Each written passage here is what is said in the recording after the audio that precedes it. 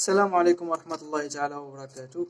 إخواني، مرحبا بكم في قناة طيور الكناري. إخواني، لا تنسوا الاشتراك معنا في القناة ليصلكم أي جديد.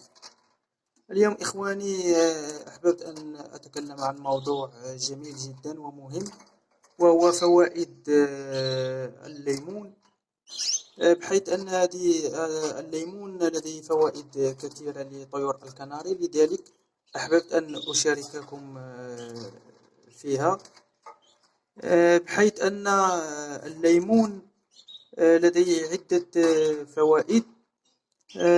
أولها كما يعلم الجميع هو غني بفيتامين سي، وهذا الفيتامين مهم جدا للطيور، خاصة وأن موسم الشتاء اقترب والطقس سوف يكون بارد. لذلك لو قدمنا الليمون للطيور سوف نكون نهيئها جيدا لموسم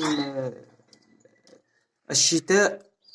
كما أن للليمون فوائد أخرى، منها تصفية الأمعاء، بحيث أن الأمعاء لما تكون بها شوائب فالليمون جيد جدا لها. كما أنه يصفي حنجرة العصفور، خصوصا الذكور التي ليست لديها تغريد مكتمل أو بحة، فالليمون يساعد على تصفية الحنجرة وطرد الجراثيم والشوائب التي تكون في الحنجرة. كما أن لو أضفنا مع حبة من الثوم، فص ثوم، إذا قطعناه جيدا ووضعناه في المشربية وأضفنا عليه 5 قطرات من الليمون، فهذا يعتبر مضاد حيوي جيد جدا لنزلات البرد بالنسبة لطيور الكناري.